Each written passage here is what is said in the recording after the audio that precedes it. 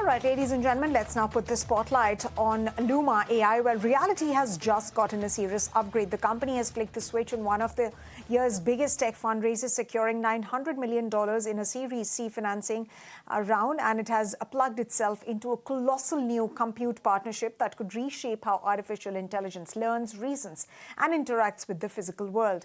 In fact, the round was led by Humane, which is a PIF company building full-stack AI systems with additional backing from AMD Ventures and turning investors, including Andreessen Horowitz, Amplify Partners, and Matrix Partners. The new capital and access to frontier-level compute has put Luma on a fast track towards multimodal AGI.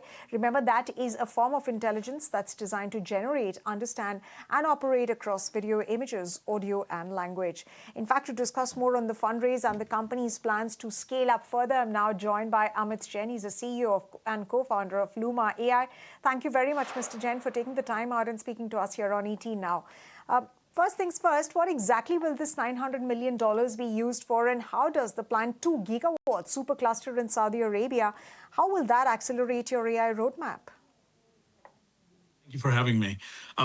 So we plan to build what we call multimodal AGI, and currently the world is building the first step in AI, which is language models, and they are incredibly useful when it comes to tasks that can be represented in language coding. But if we want AI to be able to help us in the physical world, to be able to understand the world, to be able to generate the physical world, to be able to build robots that have a great understanding of our world and are able to help us, we need multimodal AGI. So this funding, we plan to not only scale our research and our team, but also to scale up compute. So in our space, especially, in the space of multimodal intelligence, it has mostly been a hobby project for most of the large AI labs, whether that is Google or Anthropic or OpenAI. Now there's a company like Luma that has the funding, that has the resources, and most importantly, that has the compute to train these models, to deploy these models, and to scale up the world of physical intelligence. So that's what we plan to use the funding on. And this 2 gigawatt cluster, which is, we call it Project Halo. It's not only the largest cluster in our space, in multimodal space, but it is one of the largest compute build-out ever in the history of technology. And we plan to use it to train and deploy our models. Right. So you're using this multimodal AI to depute your AI models and, of course, to train them as well. But, Mr. Jain, what are the kind of milestones or deliverables that you're looking at over the next 12 to 24 months in terms of this particular fundraise, and also in terms of how this multimodal AI and the fundraise is going to position you differently from competition in the market? Yeah, I think that difference is the main bit. Currently, if you continue on the path, as you're seeing, like, language models are maturing and their capabilities are getting better and better and better. But the use cases are limited to what language is able to do. So in terms of our milestones, we just released Ray 3, which is our latest model that is capable of doing video, image, and audio generation. Currently, it ranks basically the same as OpenAI's.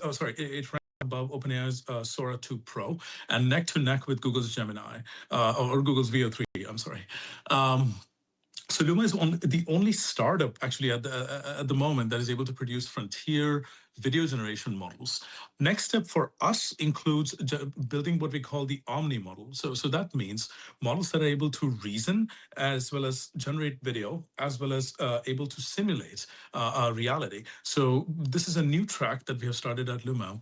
Right. And so in the next 12 months, we plan to build these simulators that we can use as humanity to be able to, not only generate videos and produce things that are indistinguishable from reality, but also use them for education, use them for entertainment, and also as simulators for doing a Agreed. Your point taken, Amit, but I have to interject you here. I have to ask that question again in terms of, when you say that Luma AI is going to provide video, audio, there is text also involved, and of course, multimodal AI that you spoke about. But how are you differentiating yourself from competition, given the fact that many startups are essentially looking at, providing these kind of services that you're also present in? So how are you going to plan to remain ahead of competition? Yeah, absolutely. So I think the main bit is that either people are making video models today, which are generating small clips when you type in text. So if you're not familiar with video models, they're actually quite fun. You type in a bit of text and they translate it into pixels. However, these are machine translation models. If we actually want to build models that are able to generate 90-minute movies, we need to build intelligence inside these models. So if you compare us to pretty much any company that is working on video models, so first of all, there's not that many in the Western Hemisphere, that are able to produce foundation models.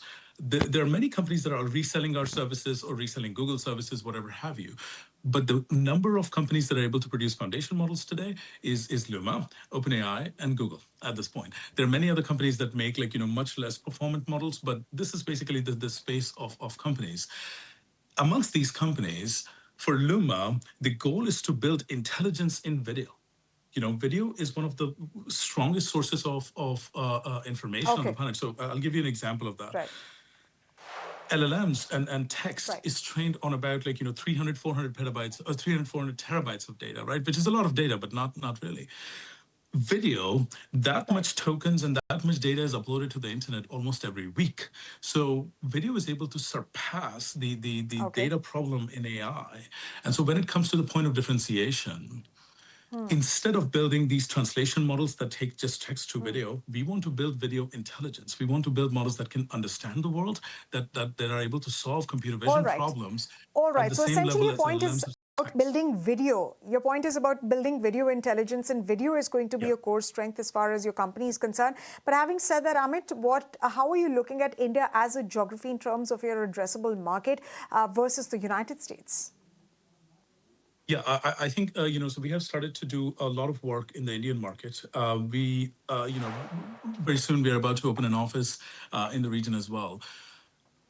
We think India is incredibly valuable for two reasons. One, obviously, Bollywood is a massive producer of movies, entertainment, and video in general. But also, Indian consumer market is growing absolutely phenomenally. When it comes to AI deployment as well, you've seen ChatGPT, Google launching plans for India that are tailored for the Indian market. Being able to build, first of all, video models that are able to represent Indian culture, that are able to represent how we talk in the world, right? That is thing one. Second, being able to work with Bollywood, and finally, building consumer products that are fit for the Indian market. We are actually quite excited about that. Okay. Amit, but what are the ethical and regulatory precautions that you are building into your world models, given the fact that you're now operating on a global level, especially as you draw from massive multimodal data, whether it's related to video, audio, images, or language? Yeah, so we take that part of our job really, really seriously.